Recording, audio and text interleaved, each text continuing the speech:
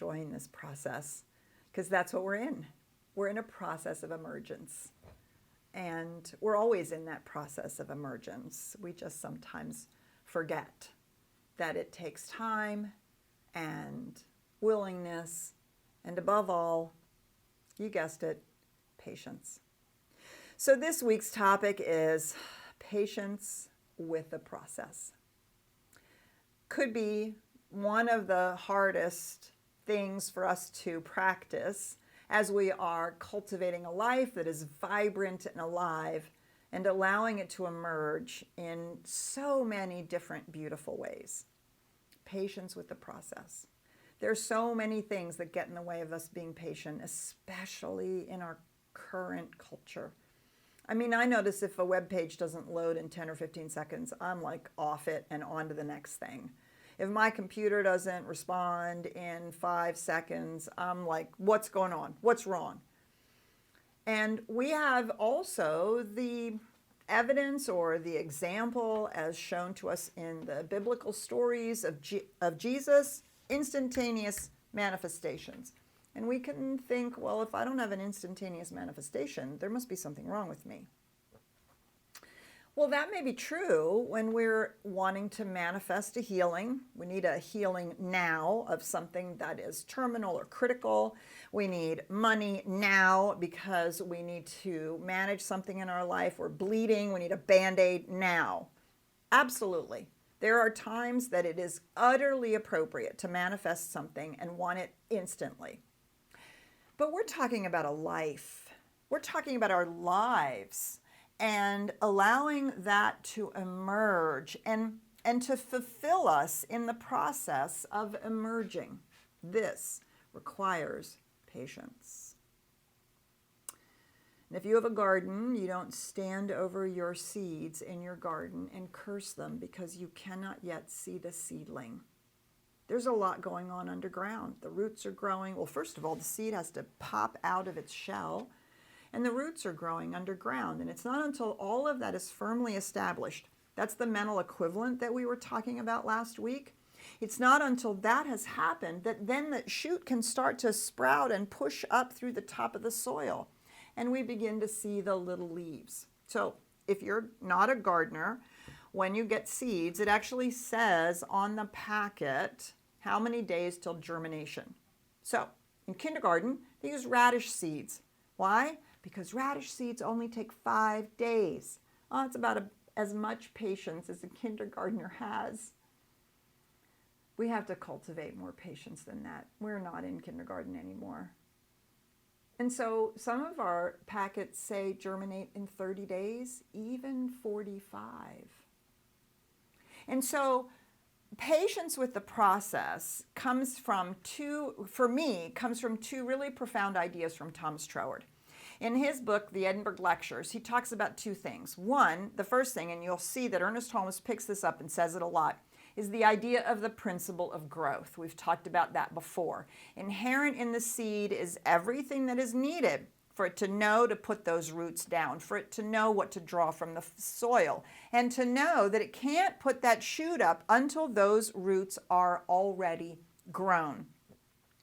And how tall the stalk is, and how many leaves it gets, and what it looks like, and what kind of a flower or fruit it's going to produce is all inherently already in the intelligence of the seed. And so the principle of growth is an automatic process. We just have to be patient with it. And if you dig up the seed, you know what happens. Those little roots die, and they will no longer produce the plant. So what do you do over those 30 or 45 days? Thomas Troward talks about cheerful expectancy.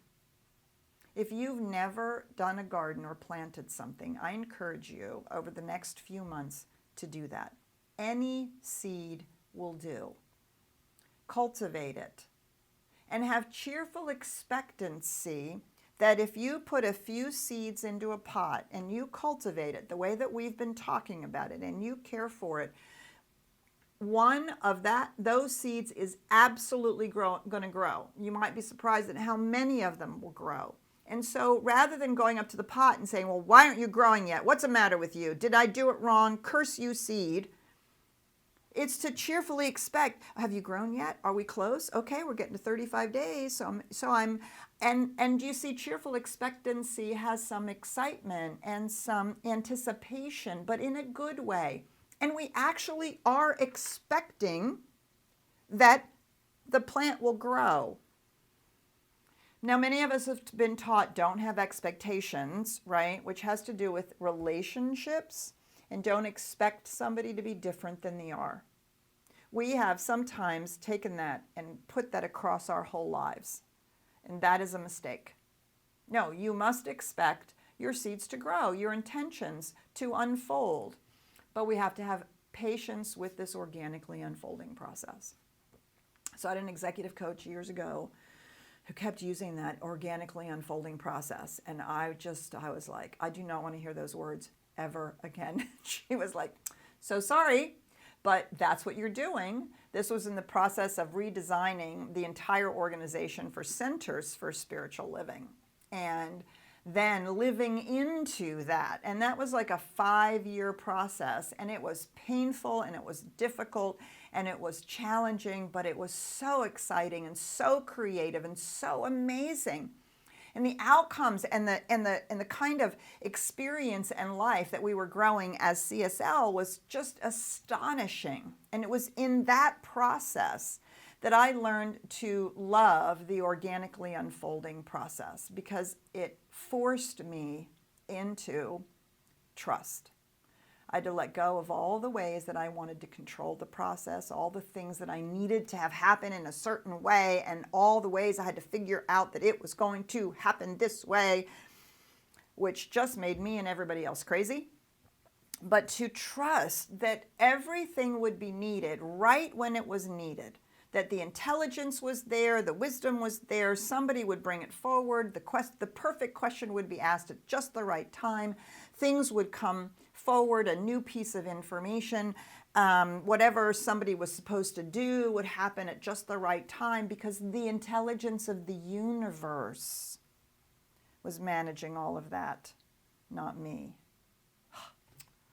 Not only did I discover patience, but I discovered a whole lot less stress, and a whole lot less anxiety, and a whole lot more joy in the process. So the cornerstone of patience is trust. And what are we trusting? We're not trusting other people.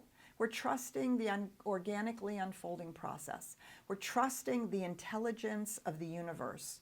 And what I like to say to myself is, the intelligence of the universe is managing the universe, for God's sakes. Surely it can manage this little thing, which is a nanosecond. And the tiniest little thing, even in the size of our galaxy, let alone the infinite galaxies of the universe. Surely it knows. And therefore, I don't have to. I can have patience with the process. Oh yes, I have to be part of it. We've been talking about that, cultivating, setting intentions, growing our mental equivalents. Of course, there are things that we're a part of the process, but we're a part of the process, not managing the how. This is when we let go of the how and we allow it to unfold.